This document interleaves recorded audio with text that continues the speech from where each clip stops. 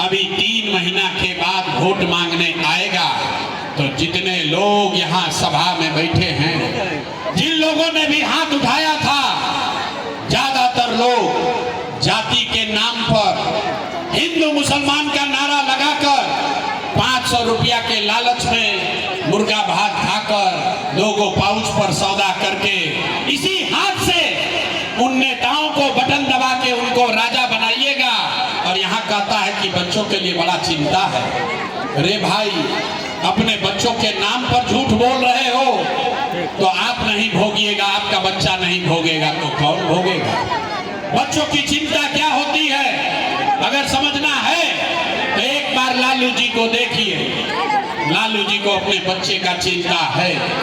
लालू जी का लड़का 9वां पास नहीं किया, लेकिन लालू जी को चिंता है कि हमारा बच्चा बिहार का राजा बने। हम ये बात कहते हैं तो कुछ लोग को लगता है कि हम लालू जी का शिकायत कर रहे हैं। अरे नहीं, हम तो लालू जी का तारीफ कर रहे हैं। लालू जी इतने अच्छे बाप हैं, लड़का 9वां नहीं पास किया है लेकिन चाहते हैं कि वो बिहार का राजा बने। आप अपना दशा देखिए, आपके बच्चे मैट्रिक पास कर गए, आईए बीए कर लिए, उनको चपरासी का भी नौकरी नसीब नहीं है, लेकिन आपको उसका कोई चिंता नहीं है।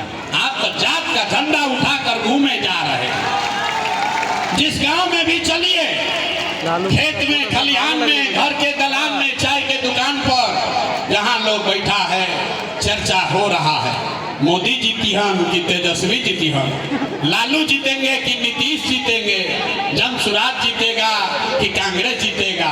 कोई ये बात नहीं कर रहा है कि हमारे बच्चे कब जीतेंगे। तो कैसे सुधार होगा रे भाई, कैसे सुधार होई?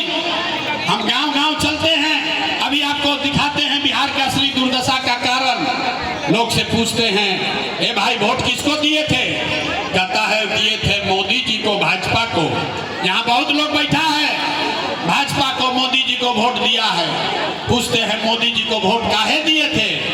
कहता है मोदी जी का सीना है 56 इंच का। सुनिए कहानी, बिहार में गांव में बैठ के, हरलाखी में, मधुबनी में आपको मालूम है कि मोदी जी का सीना 50 इंच है कि 56 इंच का।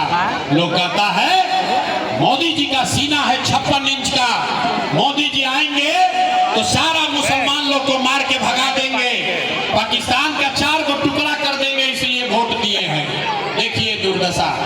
अरे यहाँ गांव में बैठ के आपको ये समझ है कि मोदी का सीना 50 इंच है कि 56 इंच, लेकिन आपका और आपके बच्चों का, बिहार के बच्चों का सीना सिकुड़ा के खाए बगैर 15 इंच हुआ है। ये आपको नहीं दिख रहा है तो आप नहीं भोगिएगा तो कौन भोगेगा रे भाई? कौन भोगेगा? काहे आय हाय कर रहे हो? आय हाय मत करो, नहीं तो इसी में जीवन बीत जाएगा। कैसे सुधरेगा रे भाई? लोग कह रहा है कि भैया हम लोग के पास विकल्प नहीं था, अब आप आए हैं, प्रशांत किशोर आए हैं, बहुत पढ़े लिखे आदमी है, भैया आप आगे आगे चलिए, हम लोग सब आपकी मदद करेंगे, आप बिहार को सुधारिए। हम आपको हाथ जोड़ रहे हैं, हमको आपका मदद नहीं चाहिए। आप हमारा मदद क्या कीजिएगा?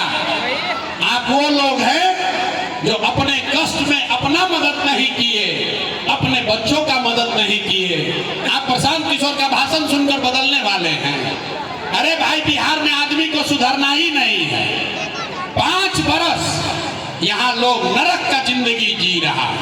जहाँ जाइए गांव में कहता है भैया नाली गली नहीं है, ए भैया पढ़ाई नहीं है, ए भैया पढ़ने को रोजगार नहीं है, खाने को खाना नहीं है, झोपड़ी नहीं है, रहने का घर नहीं है। अब जैसे ही चुनाव आएगा तो सब बात भूला जाएगा।